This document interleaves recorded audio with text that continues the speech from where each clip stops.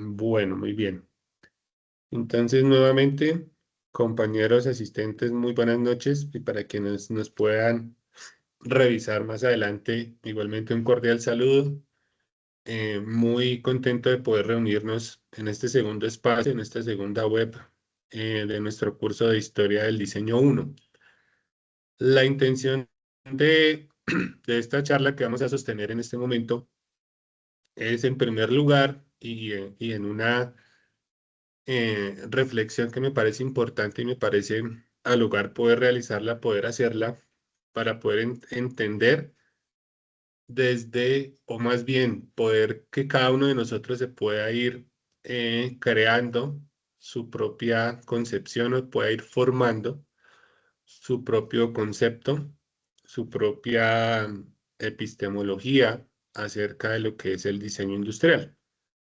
Entonces, digamos que es una de las ventajas que se nos da como diseñadores el poder ser un poquito más orgánicos y más plásticos frente a otras disciplinas, incluso frente a otras disciplinas eh, creativas, ¿sí? Como la arquitectura, el urbanismo, el diseño gráfico, la animación, sí, que pues el diseño industrial tiene como ventaja, pensaría yo, ya entrando en materia, es como lo que yo eh, he podido concluir y seguir reforzando como conclusión, ¿cierto? Que tenemos cierta ventaja eh, en el alcance de lo que significa nuestro ejercicio como diseñadores industriales. Entonces, de esa manera es que quiero también proponer que cada uno de ustedes, a partir de ese momento y basados en los cursos que ya han venido recorriendo, basado en las diferentes asignaturas que ya han venido ustedes cursando, pues que tengan esas bases ya metodológicas y conceptuales para poder cada uno de ustedes tener y formarse su propio concepto y su propia definición sobre lo que es el diseño industrial.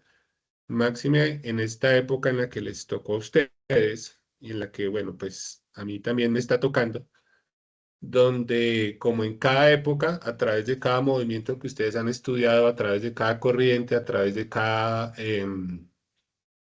expresión o estilo de diseño, pues que en su momento también tuvieron, ¿no? Frente a los accesos a los materiales, a los sistemas de producción, a los momentos geopolíticos, económicos, sociales, culturales que cada uno vivió. Si nosotros en este momento estamos también pasando por un momento geopolítico, cultural, ambiental, diferente al que cada uno de esos movimientos o cada uno de esos referentes de diseño en su momento pasó, y que hacen que esas circunstancias hagan o hicieran que cada uno se formara y propusiera sus propios estilos y que empezaran a diferenciarse sus propios estilos, manifestándose en el uso de materiales, en la propuesta de formas, en la unión de funciones, de estética, ¿cierto? Y nosotros como diseñadores industriales, a partir de eso, ¿dónde aparecemos y cómo aparecemos? ¿Cierto? ¿Y por qué es importante? Más adelante lo vamos a seguir desarrollando con lo que ustedes también van a ir aportando. Digamos que me gusta el espacio y la propuesta, pues por lo menos para este curso, hay muchos recursos en el aula virtual, en el campus virtual, que sirven y que tienen unos referentes muy puntuales, pero muy importantes para lo que ha significado nuestro desarrollo como disciplina. Entonces, digamos que traer acá esa repetición o más textos o más literatura referente a eso, pues aunque aporta, pues digamos que es mucho más orgánico la propuesta que se trae que sobre la discusión, sobre como les decía, y lo articulo, pues nosotros tenemos una ventaja y tenemos como todo un referente, pero esos referentes y esa ventaja hacen que nosotros como diseñadores industriales, nuestro alcance sea mucho más complejo y mucho más estructurado, o digamos que se compone de más elementos o que reúne a los demás elementos, ¿cierto? Em, pero que como en una segunda, tercera parte, vamos a revisar, después de poder definir y de poder hacernos nuestras propias ideas, definir a partir de esas ideas y hacer esa reflexión, ¿qué nos falta? ¿Sí? ¿En qué estamos fallando? ¿En qué nos estamos equivocando? O qué nos está haciendo falta para que de verdad el diseño industrial eh, adquiera esa fuerza y ese reconocimiento social que hasta el momento, aunque se tiene, pues se alcanza a tergiversar un poquito, ¿cierto?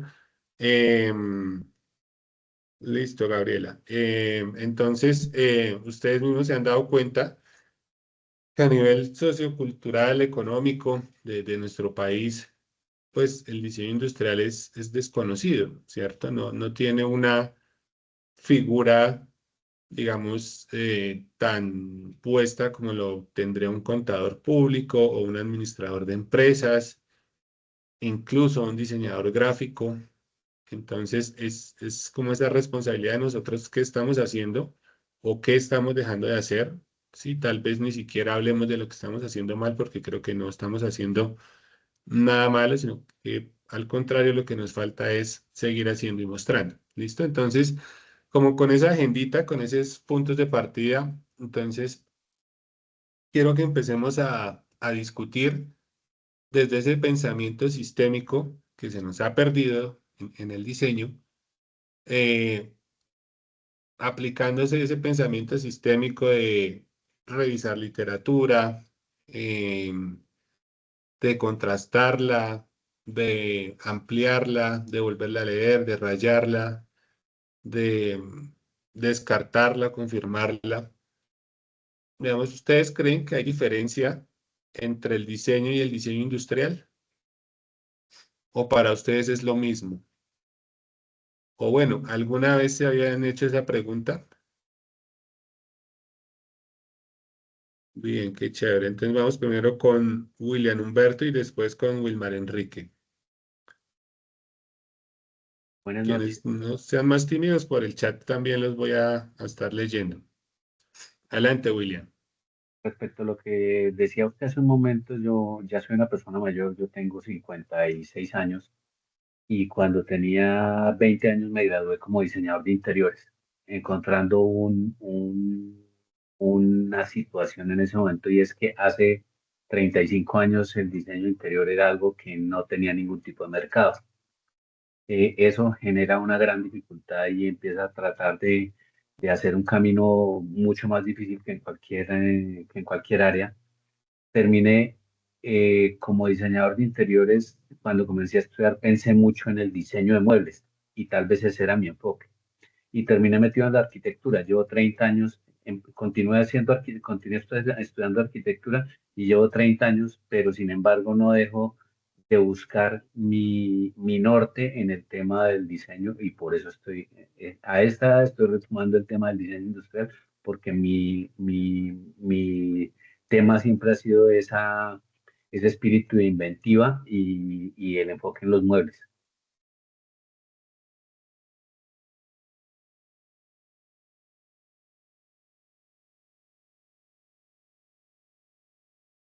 No se Profe, se le escucha. fue el audio.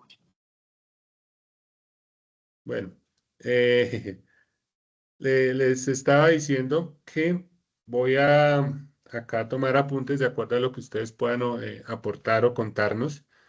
Y lo que les digo, es esa parte de poder generar esa charla. Y pues como no nos veíamos hace rato, ya está, llega uno como escoba nueva a barrer bien. A partir de las participaciones, de acuerdo acá al tablerito que yo tengo, o al listado, según como ustedes me están acá apareciendo, pues haré preguntas para que quienes no se animen a levantar la mano, pues puedan también generar su punto de vista. Antes de seguir con Wilmar, pues muchachos, acá no hay respuestas correctas ni equivocadas. Creo que con quienes hemos tenido la oportunidad de charlar o de interactuar, pues siempre trato de recalcar eso, ¿cierto? Como para que también pierdan un poquito esa timidez o ese sesgo de hablar, ¿cierto? Acá lo que intentamos es, sí, validar el punto de vista de cada uno y a partir de ese punto de vista, validándolo como, pues, bien sea argumentándolo, refutándolo, aprobándolo, no aprobándolo, pero no se cohíban de que de pronto están bien o están mal. O sea, eso se lo dejamos a los cuestionarios, ¿cierto? Que son los que ya están hechos y predeterminados y nos dicen se equivocó o no se equivocó. Pero acá nosotros lo que intentamos es nutrir, lo que intento es como esa parte o esa responsabilidad desde ese punto de vista es empezar a abrirles a ustedes la mente como lo he expresado y compartido también en los componentes prácticos. No sé si acá hay alguien desde la zona centro Boyacá, de, que les digo que dejemos de pensar en tres dimensiones, ¿cierto? O en dos dimensiones, que nos salgamos de la hoja de papel y empecemos a pensar en 360 grados. Entonces, estas charlas, estos espacios es también para ir sembrando esa semilla, porque acá ustedes van a coger consciente o inconscientemente muchos conceptos, mucha teoría, muchas palabras que sí o sí van a ir en la respuesta a sus proyectos de diseño, a sus otros cursos, ¿cierto? Entonces, pues levantamos la mano, no hacemos, yo acá escojo, hago la pregunta y lo debatimos. Tampoco tienen que ser intervenciones tan extensas, pero sí dos o tres palabras que nos puedan compartir, pues sería genial. ¿Listo? Adelante, Wilman. Gracias, William. Buenas noches, profesor y compañeros. Pues yo pienso que el diseño eh, viene desde el comienzo del ser humano como Homo sapiens, cuando comienza a desarrollar pues herramientas como la rueda y todas esas cosas, pero pues no es solamente como la tangible, sino desde el pensamiento, ¿no? El diseño en sí. Y el diseño industrial, pues tengo entendido que es cuando ya viene la revolución industrial y se empieza a fabricar, a buscar el diseño, pero para hacer producciones en serie, ¿no? Esa es como la diferencia o lo que vendría a ser cada uno para mí.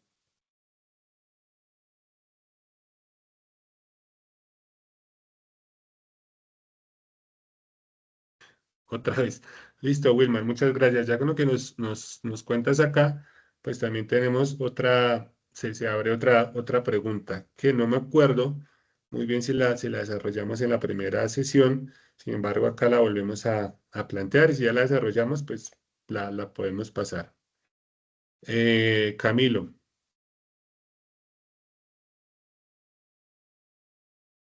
Buenas tardes, tutor y compañeros. Hola, buenas tardes, noches. Perdón, noches. Pues, profe, realmente, eh, desde mi punto de vista, pienso que el tema tanto del diseño como en específico ya el diseño industrial, desde mi punto de vista, es más un tema a solucionar problemáticas en general. O sea, si lo miramos, como lo decía el compañero, desde la prehistoria, pues realmente el diseño viene enfocándose a solucionar problemáticas que en su momento se presentaban, el tema de la rueda, el tema del fuego. Ya en la revolución industrial, pues ya fue no solamente el tema de la producción en masa, sino también entra factores como la estética, para que el producto no solamente sea funcional, sino que también se vea bien y pueda aprovechar sus recursos o sea, como de la mejor manera, ¿sí? Pienso que el diseñador industrial en parte es eso, su función es solucionar todos los problemas que pueda tener en su comunidad, en su entorno o una problemática en específico. Mira, Camilo, listo, muchas gracias. Bueno, ¿alguien más?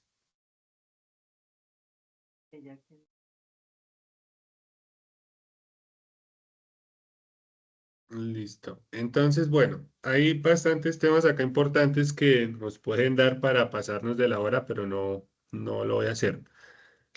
Vemos que empiezan a abrirse esas discusiones y a abrirse mucho más, que como les digo, y nos refuerza ese concepto de la riqueza de lo que es el diseño industrial. Eh, digamos que conectando lo que asevera Camilo y lo que inicialmente nos dice William, pues Camilo ve el diseño industrial como esa forma de solucionar problemas y de atender necesidades, ¿cierto?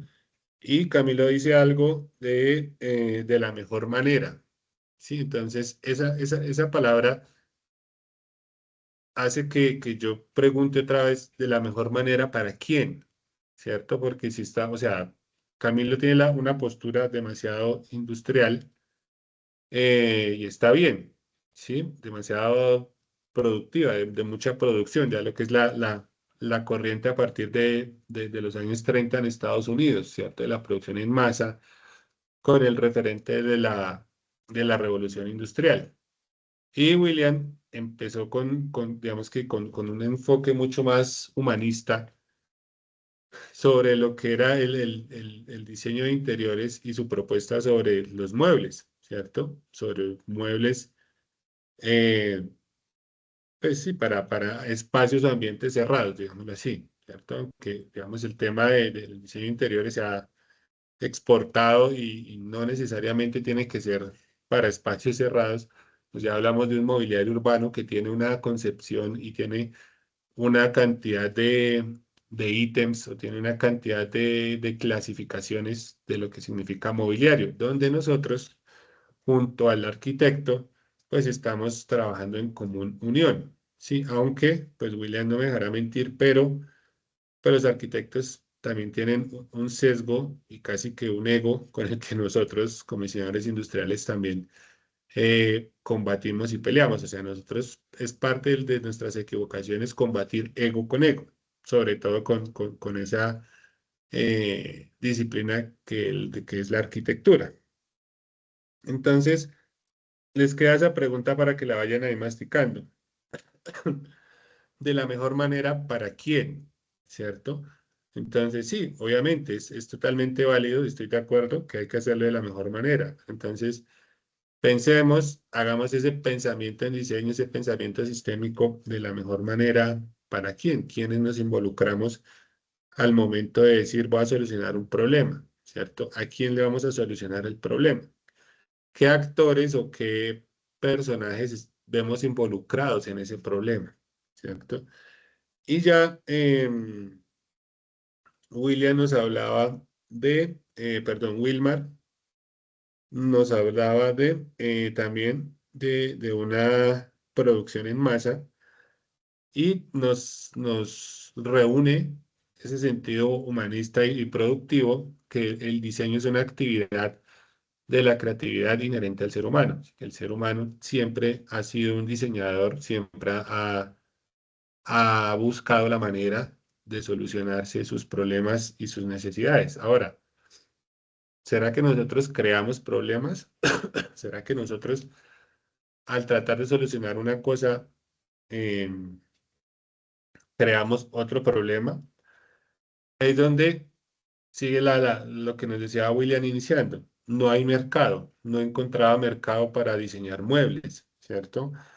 El campo de acción era demasiado limitado, demasiado desconocido o tal vez tergiversado, ¿cierto? Entonces empezamos a ir desenredando esa pita, ¿sí? Desde más o menos ya 100 años, 1919, 1930,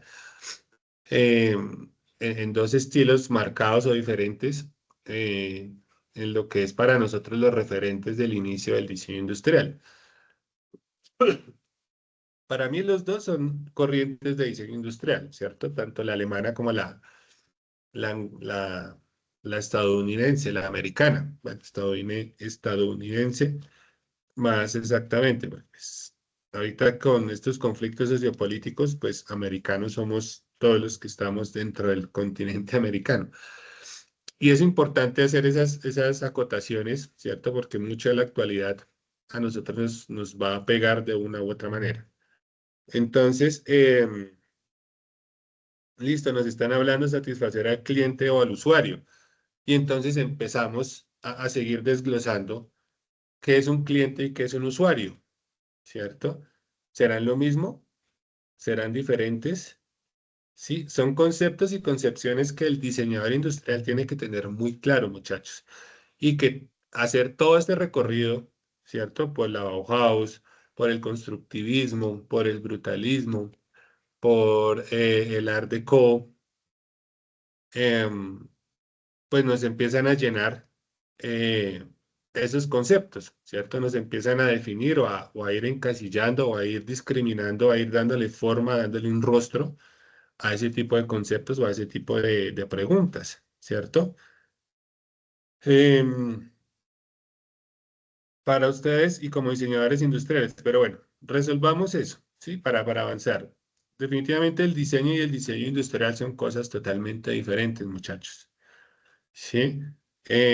Y cuando nosotros hablamos, y es parte de la formación, que ustedes cuando les pregunten o cuando escriban o cuando respondan o cuando argumenten en una conversación, en una cafetería, en un ambiente académico, laboral, pues ustedes hablen con nombre y apellido, ¿cierto? Diseño industrial.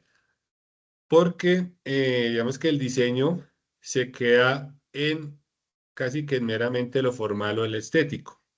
Es decir, no tiene, pues obviamente no tiene una producción en masa, ¿cierto? No le interesa y no la necesita, ¿sí? Entonces, digamos que, a ver, para ustedes la artesanía, y esa era la pregunta que no sé si la discutimos la sesión anterior, para ustedes la artesanía sería diseño o diseño industrial. Por ejemplo, lo que hacen en Ráquira con el barro o lo que hacen en La Guajira con las mochilas guayú. Son unos temas de identidad y de artesanía que tienen diseño, ¿cierto? Pero, pues ellos no producen una sola. Entonces, para ustedes, ¿cómo la ven? Ese tipo, o sea, la artesanía o el ejercicio y el oficio del artesano sería un ejercicio de diseño o de diseño industrial. Rosa. Bueno, bien, están moviendo en el chat, me alegra eso, me da más, ya no me siento tan solo, hablan de diseño, de diseño industrial. Adelante, Rosa, porfa.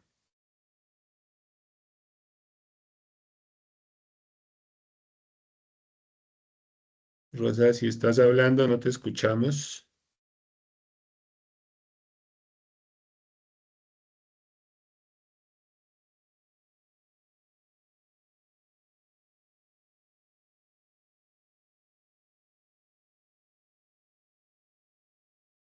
Camilo,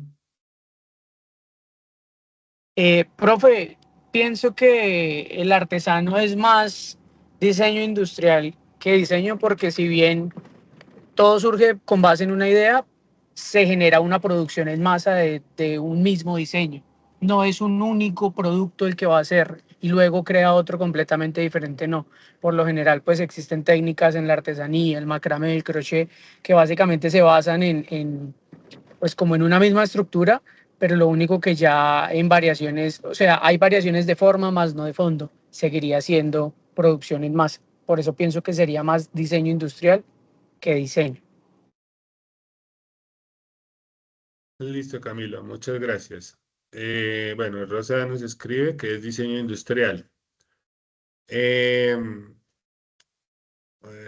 acá en el chat, bueno, Wilmar dice que es diseño, María Camila dice que es diseño, Wilson, Miguel dice que es diseño, Mónica dice que es diseño industrial, Ángela del Carmen dice que es diseño, William está de acuerdo con Camilo porque es una producción en serie, y pues Rosa nos habla de que es diseño industrial, ¿cierto? Porque Rosa nos complementa acotando diciendo que los artesanos crean en función de algo, ¿cierto? Entonces, bueno, eso de la función es un tema bastante chévere poderlo discutir. Entonces, bueno, estamos ahí, ¿listo? Para ustedes, bueno, la producción en masa o en serie, pues sí, ya hace que sea un diseño industrial. Pero digamos, por ejemplo, un tequila. ¿Un tequila sería un diseño o sería un diseño industrial?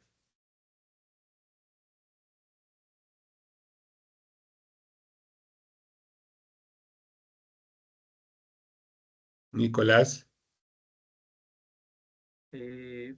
Profe, pues una aclaración, o sea, te refieres como, bueno, igual yo pienso que es una producción en masa. Digamos que si uno lo piensa, igual no es solo como el trago, por así decirlo, sino también el envase, pues que también tiene un diseño y una producción en masa. Igual, digamos, no sé si pensamos en un tequila, no sé, el José Cuervo. Seguramente, pues tiene unos estándares de fabricación, ya digamos que tiene los materiales o las materias primas, pues definidas para hacer una producción que ya tiene como estipulada, así como planeada. Entonces yo pensaría que es diseño industrial. Ya de pronto uno podría entrar a discutir pues el valor del tequila como tal, pero eso sería solo el líquido. Y yo pienso que el tequila es más que el líquido, ¿no? Listo, Nicolás, muchas gracias. Con lo que terminas, nos da para seguir en esa discusión. El tequila, aunque, o sea, es el líquido, el trago, bueno, el licor, tiene todo un valor y es único, ¿sí? O sea, digamos que por eso lo pongo como ejemplo. Dentro de lo que están diciendo, digamos que todos tienen razón, ¿cierto? En lo que es el diseño y el diseño industrial.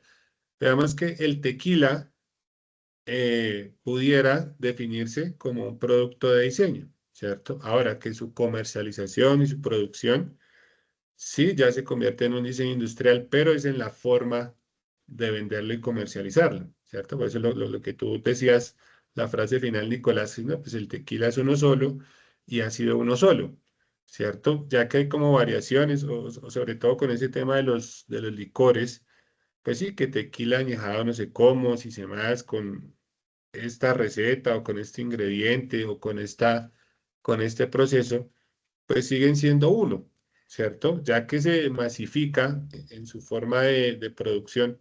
O sea, si van a producir una botella, una copa, un litro o un contenedor, un tanque completo, veamos que la fórmula y la concepción de su diseño, de su receta, de sus ingredientes sigue siendo única, ¿cierto?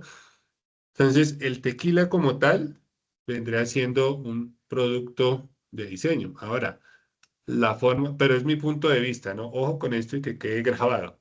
Es mi concepción y como les decía, es lo que yo he venido concluyendo y lo que he venido formando desde mi punto de vista, ¿cierto? Entonces, sí, a raíz de todos esos cambios culturales y todas esas expansiones de conquistas y de, bueno, de intercambio de información, de mundos, de culturas, pues se masifica. Entonces ya en la forma de producir se está produciendo un mismo diseño en un volumen más grande, en una masa más grande. El tequila como producto sigue siendo uno, un diseño, ¿cierto?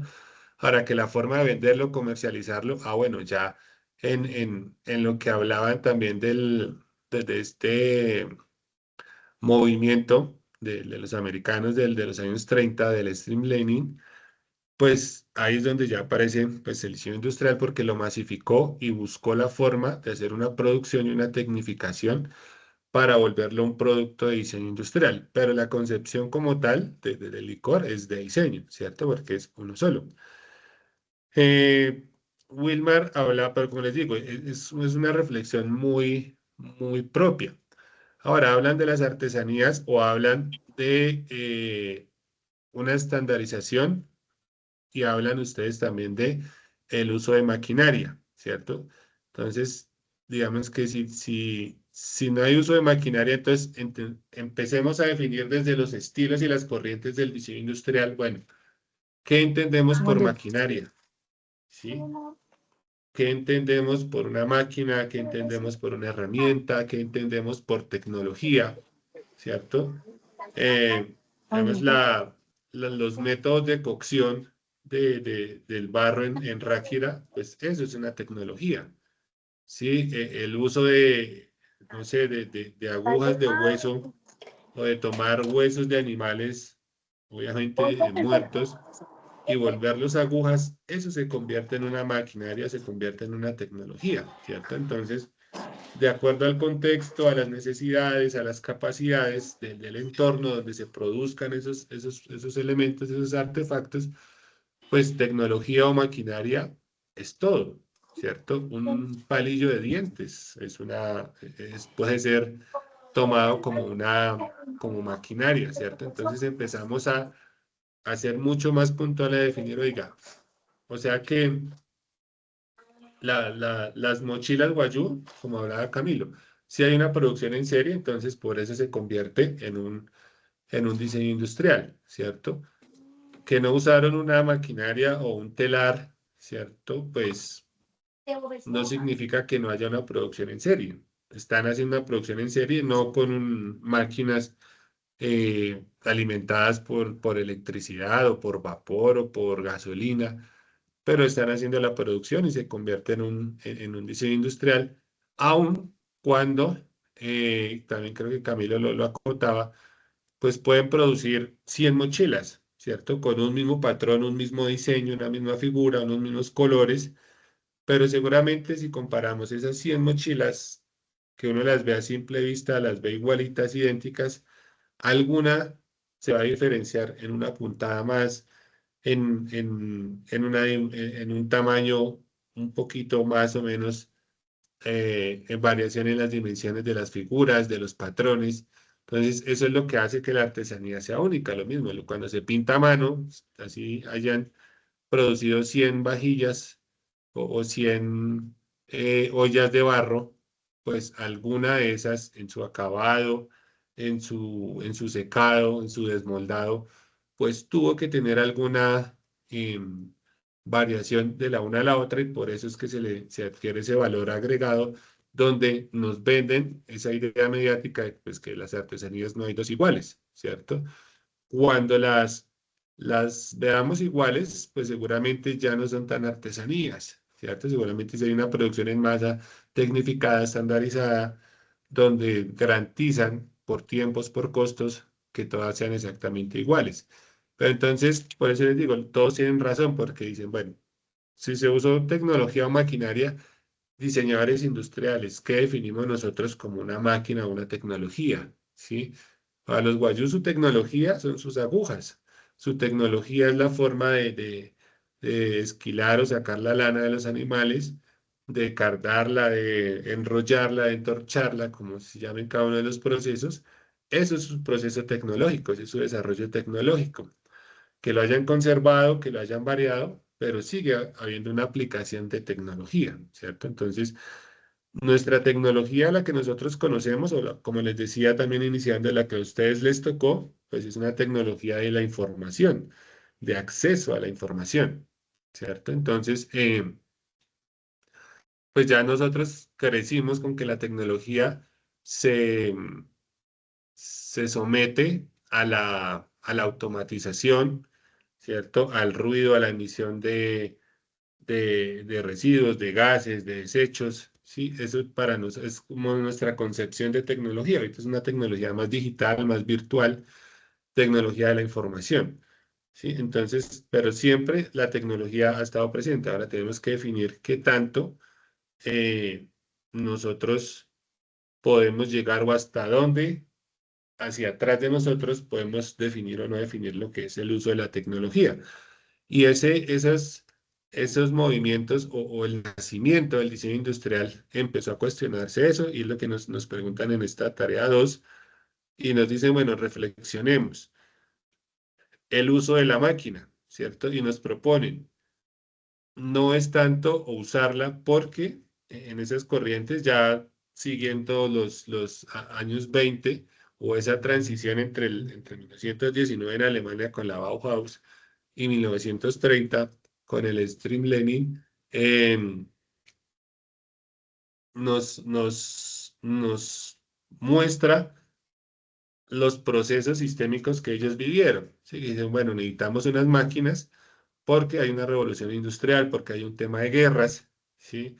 Ustedes de pronto han ampliado un poquito más lo que pasó con la Bauhaus, ¿cierto? Con la Segunda Guerra Mundial, cuando Alemania intentó pues tomarse el mundo, donde la Bauhaus fue casi que obligada y se cerró, se clausuró porque pues no estuvo como muy de acuerdo en apoyar la guerra. Ellos los pidieron que diseñaran para la guerra, ¿cierto? Entonces, les tocó un momento histórico, geopolítico, económico, bastante, pues, particular, digámoslo así. No sabemos si, bueno, obviamente, pues, las guerras, pues, son únicamente un negocio para el que las crea.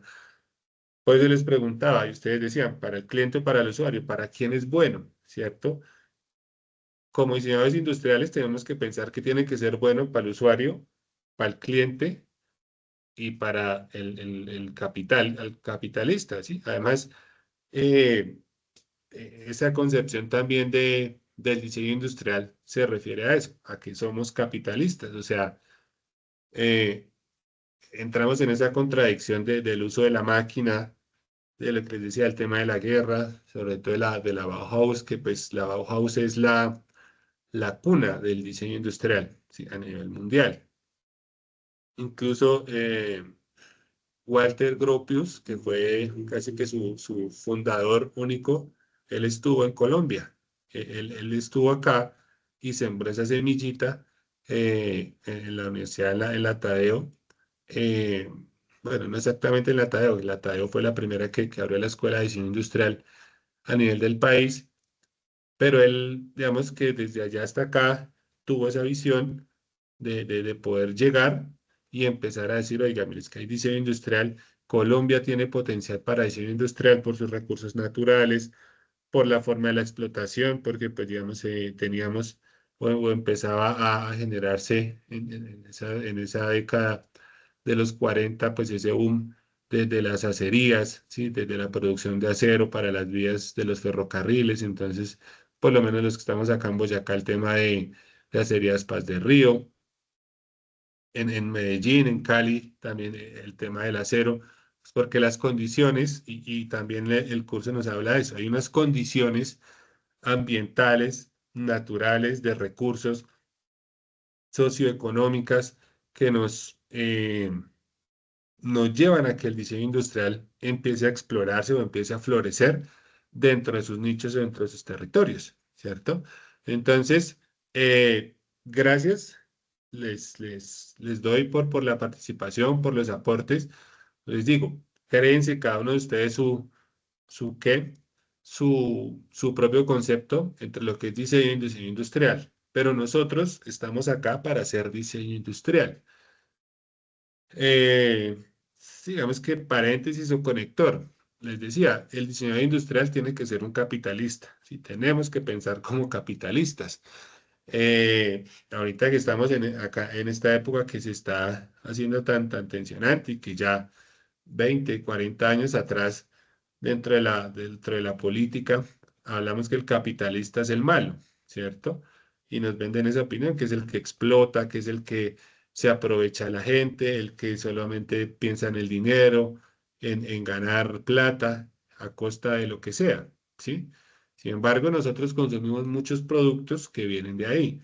El tema del automóvil, como se ha desarrollado el tema de la movilidad en el automóvil, incluso lo que es la bicicleta, la motocicleta, todo eso es un entorno capitalista, así que la bicicleta pues no tiene una emisión cuando se usa, pues seguramente tuvo una emisión y una contaminación cuando se fabricó. Entonces, estamos encerrados y somos parte de un modelo capitalista, ¿sí? Por más que votemos por los no derechos, ¿cierto? O porque nos vayamos con esas ideas, bueno, con nombre propio, progresistas o de izquierda o liberales, no como partido político, sino en su concepción eh, filosófica y pues obviamente política, nos creemos que no, que la derecha es mala porque la derecha es capitalista. Todos los gobiernos y toda la sociedad se ha movido dentro de eso, ¿cierto? Obviamente no antes no se movía el dinero o la moneda de cambio no estaba en el papel moneda, pero estaba en otros temas, ¿sí? En el trueque, en el intercambio de mercancías, de productos, de alimentos, ¿sí? Incluso pues de esclavos, de vida humana. Pero pues como diseñadores industriales hacemos parte de ese sistema. Entonces, creo que esta pregunta, esta discusión sí la tuvimos en la clase anterior lo que le pasó a la Bauhaus. ¿Qué pasaría si a nosotros nos llevan a diseñar para la guerra? ¿Sí? Se dice, "Mira, necesitamos que nos diseñe un sistema, bueno, un chaleco antibalas, por ejemplo, ¿sí? El material ya lo conocemos. ¿Ustedes estarían dispuestos a diseñar eso? Sí, es para salvar vidas, pero si usted le salva la vida a alguien que tenga ese chaleco que usted diseñó, le da la oportunidad de atentar o de quitarle la vida a otra persona, ¿cierto? Porque pues obviamente no lo afectó por el diseño que usted desarrolló, pero sí le dio la oportunidad de acabar o de atentar contra otra vida. Entonces, la ética en el diseño empieza a verse o mediáticamente empieza a explorar, porque siempre se ha visto, ¿cierto?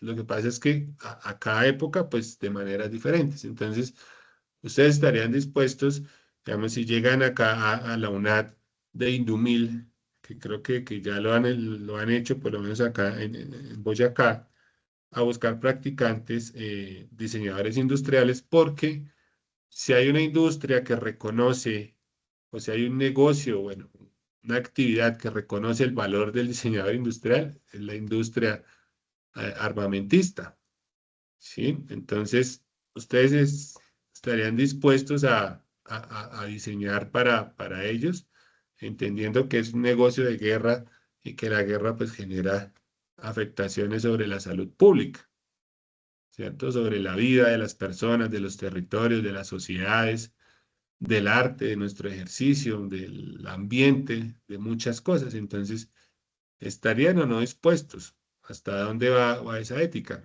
¿Sí? Entonces, no se trata de decirles háganlo o no háganlo, pero también que esa reflexión para que ustedes pues empiecen a tomar decisiones. Además que el diseñador industrial habla de eso, de tomar decisiones, ¿cierto? En cada corriente, en cada movimiento, a lo largo de la historia de las diferentes concepciones del diseño industrial, entonces también está la ética, ¿cierto? Entonces, ¿en qué sentido? ¿Producimos más a costa de qué? Materiales, procesos productivos que son nocivos para los trabajadores, pero que les dejan muy buenos dividendos a los trabajadores y al dueño de la empresa. Entonces, ¿hasta dónde ustedes son capaces de qué? De correr ese límite o de poner ese límite? ¿Sí? Tomar decisiones. Cada corriente ha tomado una decisión en el uso de materiales, en el uso de formas, en la combinación de procesos, en el diseño de procesos, y es importante que ustedes tengan eso en cuenta, chicos, en esa reflexión que nos proponen las dos tareas, la 2 y la 3, en esa reflexión, si es el constructivismo, ¿cierto? O si es se me fue el otro. Acá lo tenía anotado, pues se me perdió.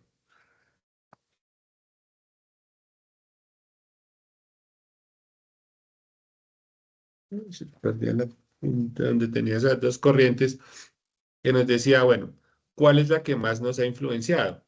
¿Cierto? Entonces, también es muy subjetivo y no tiene una respuesta correcta. ¿Sí? No tiene una respuesta de decir, bueno, a nosotros nos ha influenciado más la Bauhaus o nos ha influenciado más el streamlining, ¿sí?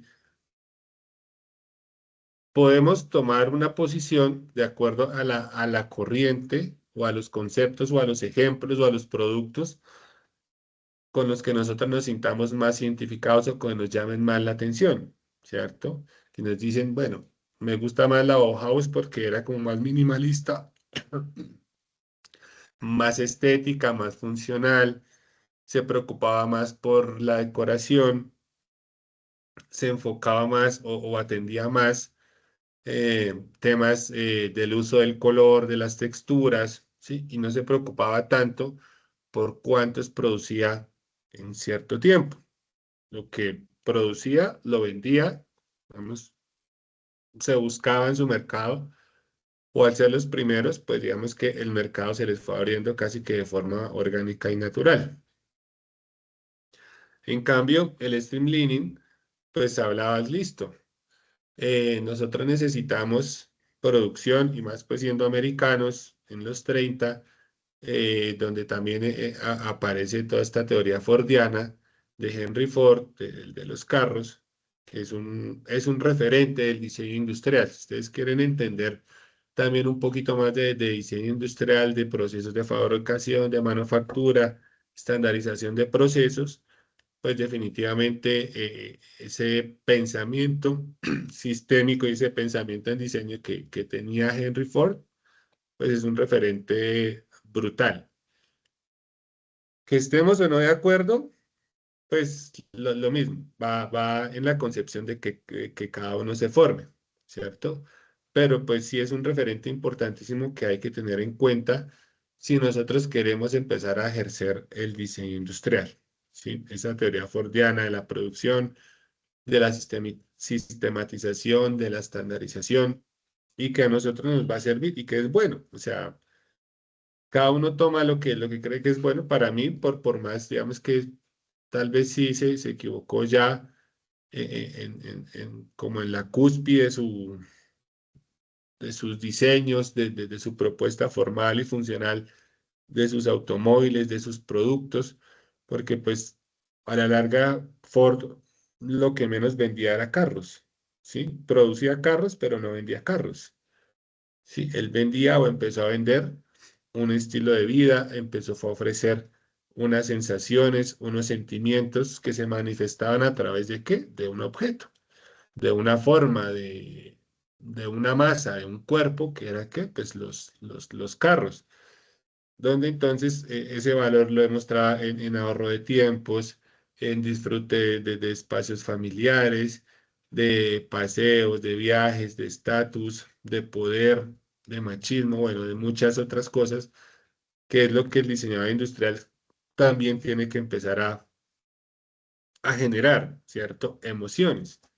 Si nosotros como diseñadores industriales no generamos emociones, ¿sí? Si nosotros no somos capaces de generar sentimientos en los usuarios y en los clientes, que no hemos respondido a esa pregunta, pues seguramente vamos a tener mucho más éxito en nuestro ejercicio propio y nuestro aporte a esa historia y a esa evolución del diseño, ¿sí? Entonces, eh, para todo el cliente, para todo hay gusto, pero en la capacidad que nosotros podamos tener, podamos ir fortaleciendo, adquiriendo esas habilidades de transmitir ¿qué? Esas sensaciones a los clientes, pues vamos a empezar a ser más coherentes con lo que el ejercicio del diseño industrial em, propone, ¿cierto? Propone desde su concepción, ¿cierto? Entonces, la función y la forma de los objetos.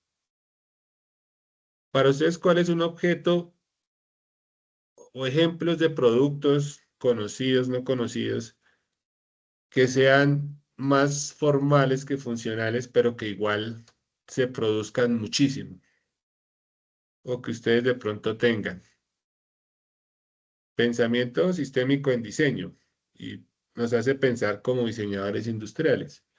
¿Qué productos o elementos conocemos que se producen en masa, con maquinaria, en líneas de producción grandes, pero que terminan siendo más formales que funcionales, pero que igual, no sé, siguen vigentes o están ahí, se siguen produciendo, se siguen manteniendo? ¿Qué ejemplos pueden ustedes rescatar?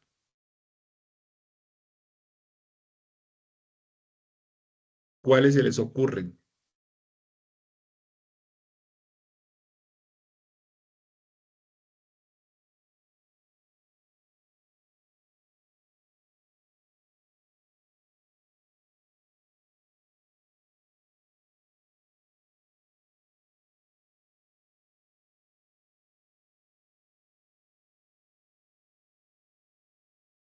Los pitillos, dice Wilmar. no estaría tan seguro. Creo que ese es como la antítesis de la propuesta que está ahorita. Creo que es un producto o un artefacto, ahorita, bueno, no hablemos ni siquiera de productos, sino de elementos de artefactos, creo que el pitillo funciona y soluciona muchas cosas. Los juguetes para niños, y ya hablamos del ejemplo que propone Wilmar.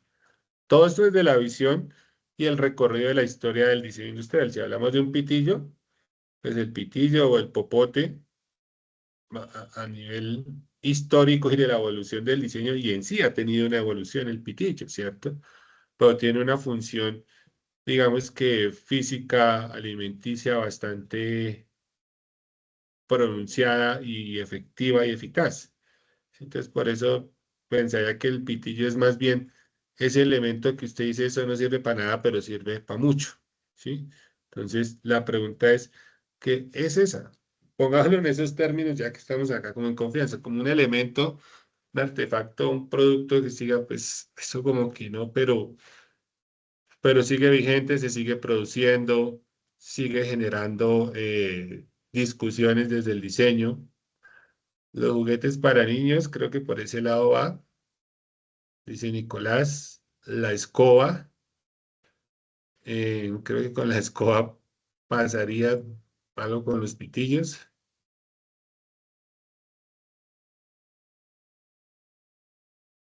Lenny Dayana nos habla de peluches, que bueno, vamos a reunirlo con la categoría de Nicolás de los juguetes para niños.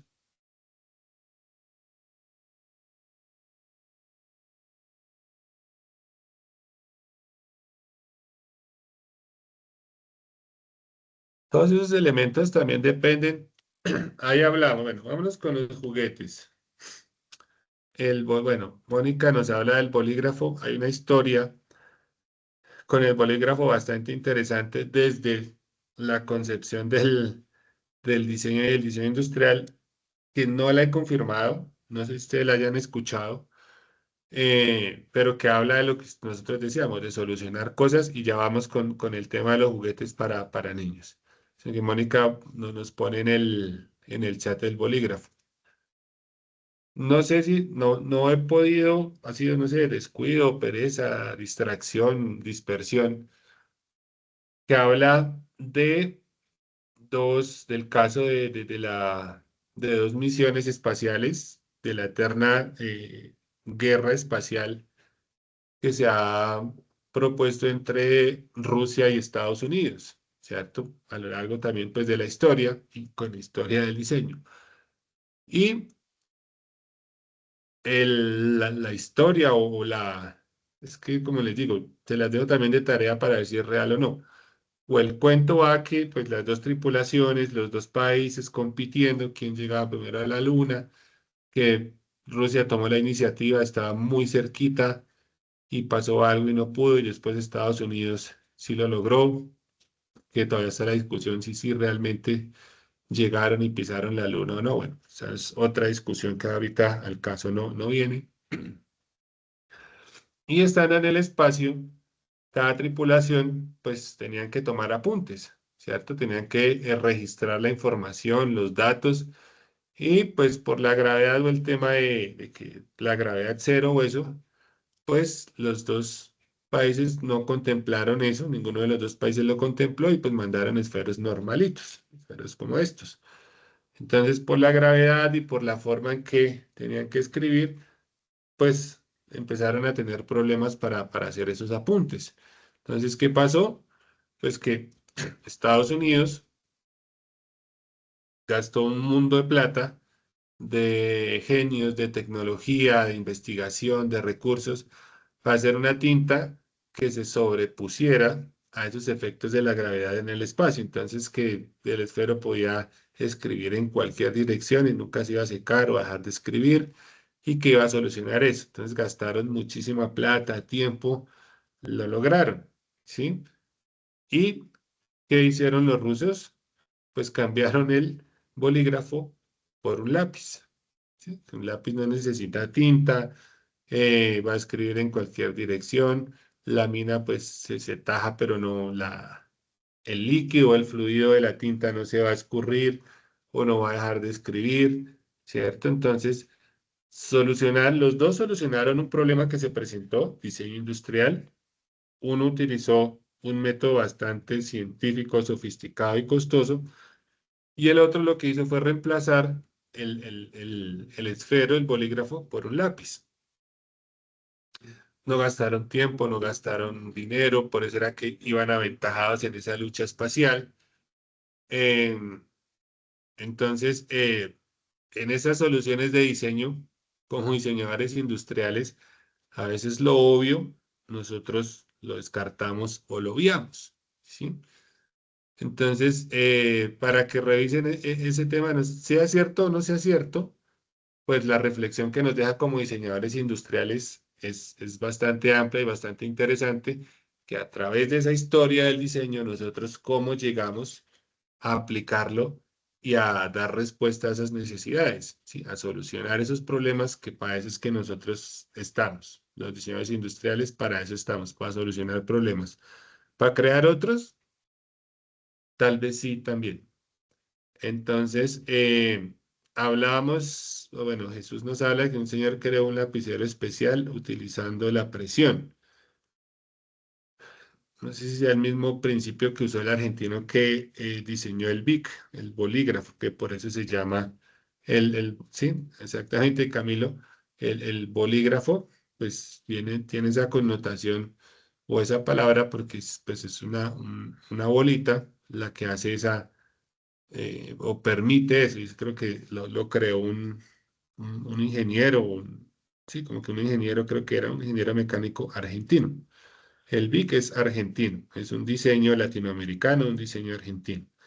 Entonces, con lo que nos propone Nicolás y Lenina Llana, los juguetes. Es algo insulso, es algo que, bueno, no sabemos. En los juguetes, ¿quién es el usuario y quién es el cliente? ¿Italiano? Ah, listo, Mónica. Tenía esa concepción de que el creador del BIC era argentino, pero gracias por la aclaración. Entonces, Ah, listo, Camila. Entonces, muchas gracias. Los, ¿qué? Los usuarios, mira Nicolás, los usuarios o el usuario final termina siendo el niño, ¿cierto? Quien va a disfrutar del juguete. Y pues el cliente, pues el padre, que es el que tiene como la decisión de la compra. Y quien tiene como el dinero o sí, el que toma la decisión de la compra. Entonces, bueno, me alegra que tengan presente, ese tema de la diferencia entre lo que es un cliente y entre lo que es un usuario, ¿cierto? Entonces, eh, bueno, eso queda aclarado y quería también que lo aclaráramos desde diseño industrial, ¿sí? Entonces, me parece bastante satisfactorio y me alegra mucho que lo tengan en cuenta porque son conceptos y son que, uy, qué chévere, gracias por el apoyo en el chat. Nos aclara también dudas y no tergiversamos o no nos vamos con cuentos que de pronto no son. Muchas gracias, Mónica. Y William también por reforzar el tema. Entonces, cuando nosotros diseñamos, pensamos en quién, en un cliente o en un usuario. Sí, seguramente nosotros pensamos más en el usuario que en el cliente y está bien, que finalmente el usuario es el que interactúa, el que toma el servicio o el producto, el que lo va a usar, como su palabra lo dice, el que lo va a usar, el que lo va a utilizar, el que va a interactuar con él, el que va a estar todo el tiempo en relación o en dependencia o en articulación. Bueno, ya cuando lleguemos a temas de innovación podemos revisar esos conceptos de qué es una dependencia, una interacción, una acción, una articulación entre un usuario y un objeto o un artefacto. ¿Listo? Entonces, pensar en ese sentido, pensar en en ese, en ese aspecto o en esa variable que como diseñadores enfrentamos día a día. Entonces, desde la historia del diseño, históricamente, listo, los juguetes eh, tienen un valor, pues tienen un valor para los niños, ¿sí? Y no los podemos desconocer. Entonces, aunque es interesante, la propuesta que la estamos discutiendo, ¿será que sí es un producto, un artefacto que está meramente en lo formal? Porque ahora los juguetes, o siempre, digamos, los juguetes han intentado, pues, una función de entretenimiento, de distracción. Ya en el posmodernismo es que empiezan a hablar de que los juguetes enseñan, ¿sí? O que los juguetes no solamente son para jugar, sino también para aprender y para enseñar. Entonces, digamos que esa concepción, a través de la evolución del diseño, a través de la evolución de la tecnología, de los procesos, de los materiales, de la información, o del acceso a la información más bien, pues le ha dado otra connotación a los juguetes. Pero pues, digamos que sí podría ser en ese sentido. Sin embargo, esa pregunta para cerrar ese pedacito, pues no sé, yo acá lo que tengo a mi alrededor, pues para mí, no sé, de pronto, tal vez porque para mí no tiene valor o porque yo no soy muy amigo o no los uso o porque no, para mí, digamos que lo que son los individuales que van en las mesas de los comedores, no sé hasta dónde tengan una función, ¿sí? Porque igual pues se van a ensuciar y hay que cambiarlos, reemplazarlos, lavarlos, limpiarlos. Y no quiero decir que con la mesa o la superficie del comedor donde esté dispuesta, en un restaurante, en una casa, en una cafetería, pues digamos que tienen, por más que sea un plano, una hoja, un pedazo de tela, de papel, de servilleta como individual, pues sí va a cumplir una función que es como proteger a esa superficie. Ahora, no sé, ¿estarán hechos para evitar limpiar la mesa o para protegerla de posibles rayones, quemaduras, alteraciones en su estética, la mesa? Si son mesas de vidrio, entonces que no se raye con el plato, porque pues a temas de temperatura y calor, pues no es que vaya a ser como mucho, ¿cierto? No es que diga uno, uy, no, está... em, Eh, es que ¿qué? Individual, no sé, se limpia solo, es resistente a los cambios de temperatura, absorbe los líquidos, no, sí, o sea, ya le podemos ir desde esas corrientes del diseño, ir incorporando diferentes atributos o características de acuerdo a las necesidades, ¿cierto?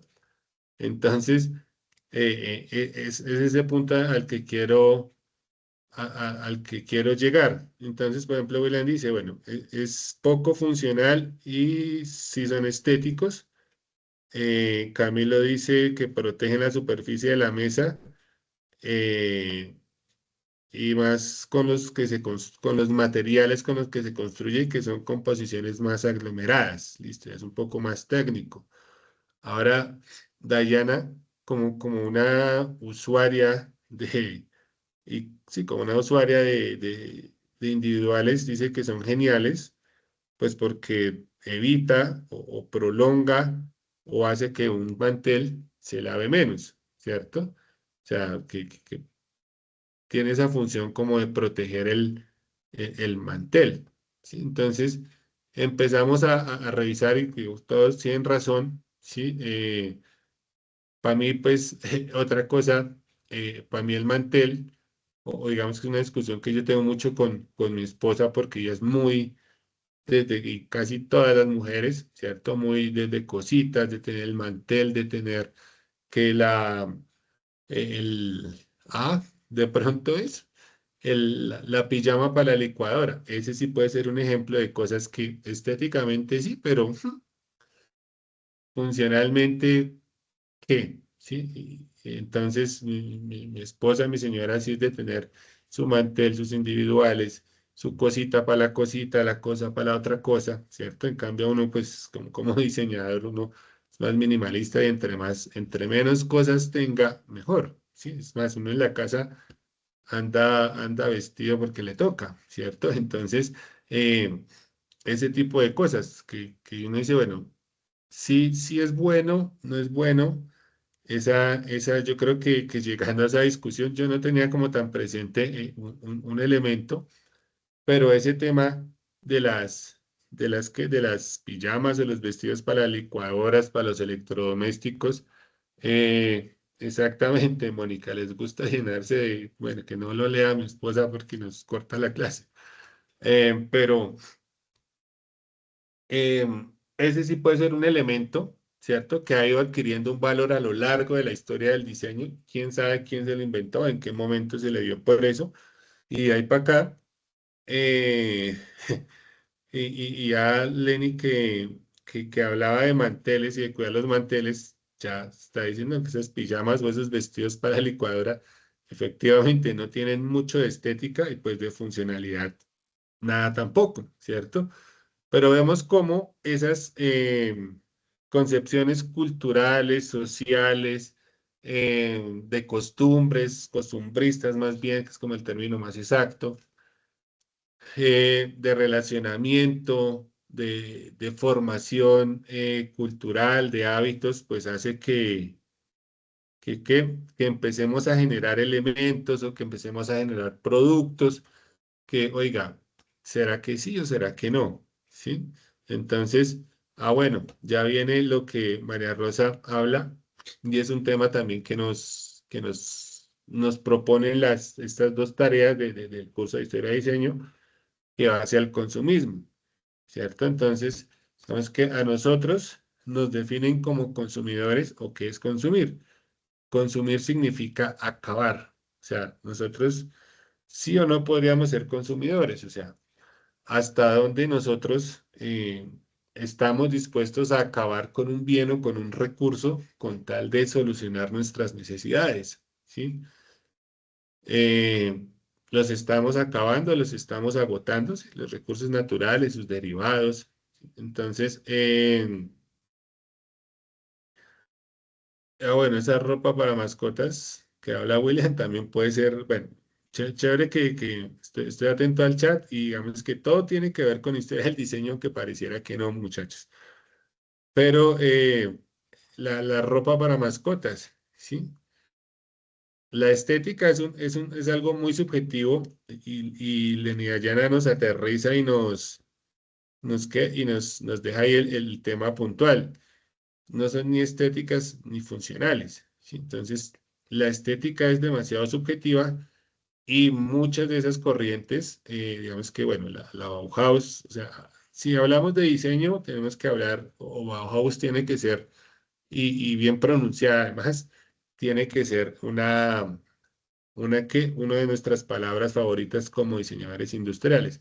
Más que Bauhaus, más que una escuela, más que una escuela de pensamiento en diseño, pues es que es toda una filosofía sociocultural y de creación. Es la concepción que ellos tuvieron, donde empezaron a reunir en un taller de oficios, ¿sí? Empezaron a profesionalizar diferentes oficios, como el herrero, el carpintero, el ebanista, el de la imprenta, el dibujante o el artesano, ¿cierto? Entonces empezaron a reunirlos en un taller y empezaron a combinar, a tejer esas habilidades y esas propiedades que tenía el oficio de la carpintería, con el oficio de la ornamentación o de la metalistería, con el oficio de la artesanía, decir, oiga, esos oficios, reunámonos y saquemos, no dijeron saquemos el diseño industrial, porque no se estaba concibiendo así, pero sí dijeron, oiga, ya que el artesano tiene estas ventajas, pero le falta esto que sí tiene el señor que maneja el metal o la ornamentación. Entonces, cuando se unen ellos dos, necesitan un tercer integrante que puede ser o el dibujante o el carpintero. Entonces, se reúnen lo mejor de cada uno o lo más funcional o lo que funcione o sirva para cierto producto, para cierto desarrollo. Y ahí, en esa mezcla, en esa articulación, esa combinación más bien, porque son mezclas y combinaciones son diferentes si nos acordamos de química. En esas combinaciones en que empiezan a generarse esos productos, ¿sí? Entonces, habrá una estética a la época, ¿sí? El uso de colores, de materiales a la época, incluso una de las discusiones que nos propone la tarea 2 es si nuestras ideas están sujetas a lo que tenemos en el medio de materiales, de máquinas, de procesos, de conocimiento, o si esas variables anteriormente mencionadas eh, son las que se sujetan al diseño. Es decir, nosotros diseñamos con los materiales que hay disponibles o con los materiales que hay disponibles damos forma a nuestros diseños. ¿Sí? Entonces, ¿cuál sería el orden? O si el orden no importa o si depende de cada caso. Ese depende también es un concepto bastante interesante que nosotros tenemos que aprender a manejar y que la historia del diseño de las diferentes corrientes, el impresionismo o los movimientos artísticos, es que no he querido meterme mucho con los movimientos artísticos, muchachos, porque nos van a desenfocar un poquito de lo que es la historia del diseño industrial. Sí, el Art Deco, el, el,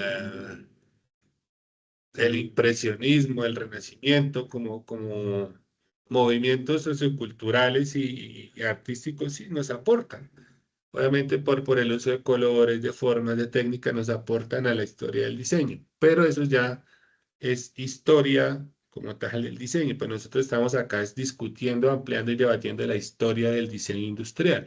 ¿Sí? Entonces el impresionismo, el brutalismo, el futurismo, el Art Deco, el Art Nouveau, el Art Pop, ¿sí? O el arte popular, que es un poquito más cercano a nosotros, que empezó a derivar o tuvo una influencia muy marcada, ese art pop, ¿cierto? Con Andy Warhol en Estados Unidos, con lo que hoy concebimos como tecnología, ¿cierto? Digamos que Apple se basó mucho en los conceptos y en la filosofía de Warhol como fundador del art pop, o del pop art más bien, del arte popular, para llegar y para masificar, para industrializar sus productos, ¿cierto? Entonces, a través de la filosofía de ser cercano, de ser gráfico, de ser literal, porque Warhol, digamos que tenía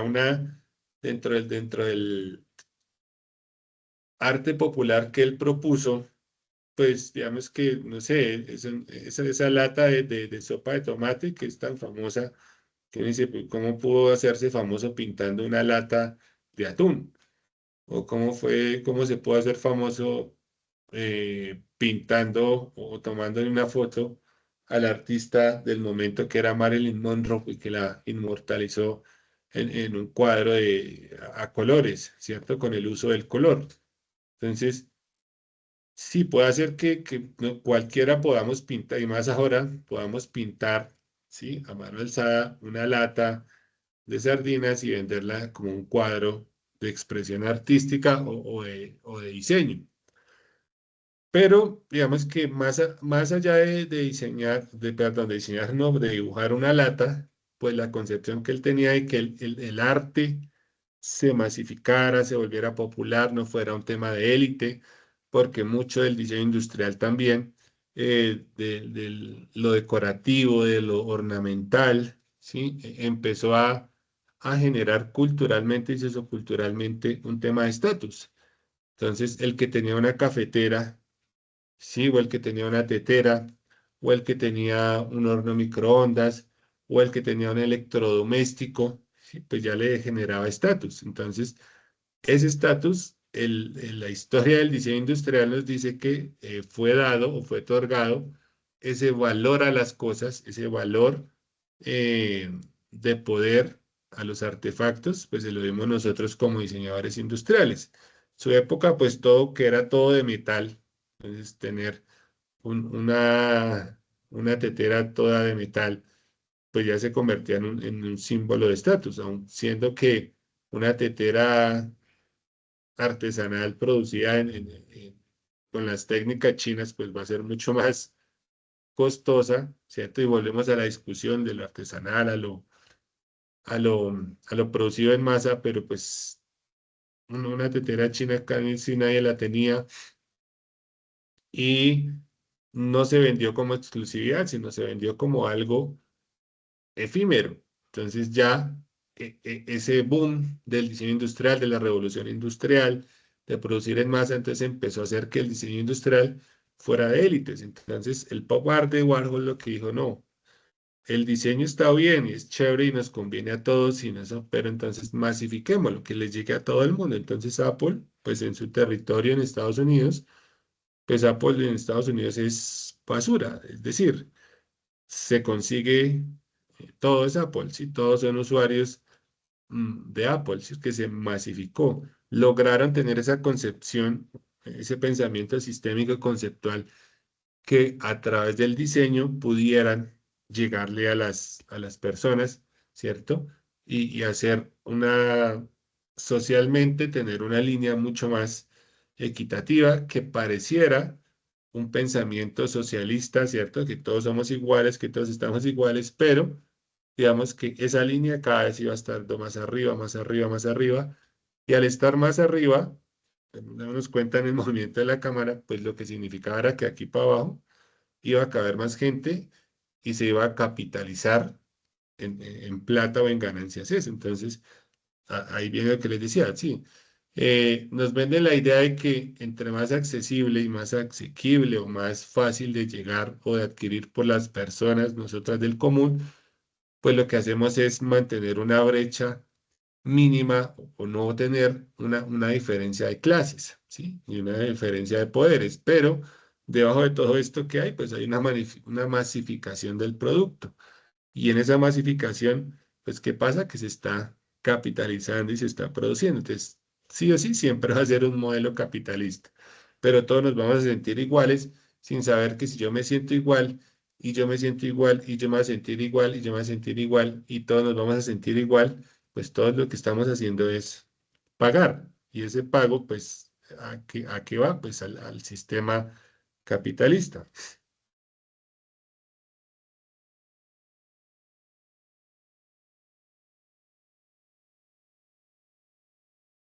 Bueno, pero acá hablaba en el esmalte, está además, Mónica. eh, bueno, el consumismo, lo que hablamos, acá acabamos de hablar cuando María Rosa nos postuló lo del consumismo, trivialidades, bueno, es muy subjetivo hablar de trivialidades, hay que definir qué sí lo es o qué no lo es, para unos sí, para otros no. Y también tenemos esa responsabilidad de revisar a través de la historia del diseño en su momento qué movimiento o qué propuesta de diseño industrial pudo verse como una trivialidad.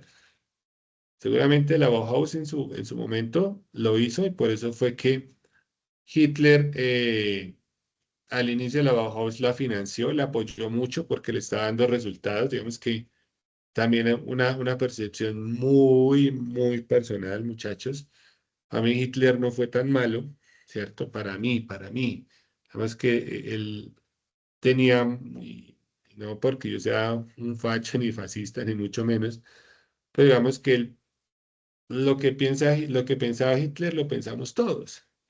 Y ahorita lo vemos digamos, con el tema de gentrificación, de desplazamiento, de tanta persona extranjera, de tanta persona que viene del vecino país, y nosotros nos creemos mejor que ellos, ¿sí? Entonces, nosotros somos unos Hitlers pequeñitos, ¿cierto? Pero también es una reflexión social, filosófica, que me ha dado mis clases o mi proceso del doctorado a llevar esas reflexiones. Entonces, digamos que dentro de mi formación doctoral o eso dentro de la filosofía, pues no es que me hayan dicho, digas que Hitler es bueno, no, que a mí me parecía que tenía buenas ideas, pero que las ejecutó muy mal, ¿sí? Que no por más buenas ideas que tuviera le daban el derecho de hacer las cosas como las hizo.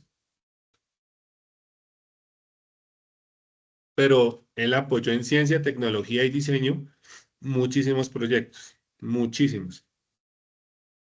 Entonces, listo, William, muchas gracias con ese aporte de literatura. El de Newfert, sí, he tenido que revisarlo también en mi estudio y esas 20 visiones eh, profesionales o esas experiencias, pues nos nutren ese ejercicio de las disciplinas proyectuales de la arquitectura y el diseño. Entonces, chicos, ya para cerrar, como les decía, la intención de este espacio, de cómo que quiero manejar este espacio, además de que el curso es autodirigido, ¿sí? O sea, les decía, traer acá una presentación que se puede enviar por un correo o por el Teams, pues no me parece, ¿sí? Agradezco mucho la participación, las discusiones, ¿cierto? Tal vez que, vuelvo y les digo, no se queden con lo que yo les dije, ¿sí? Porque son concepciones y percepciones que se las va dando a uno la formación a través del ejercicio de esta bonita disciplina.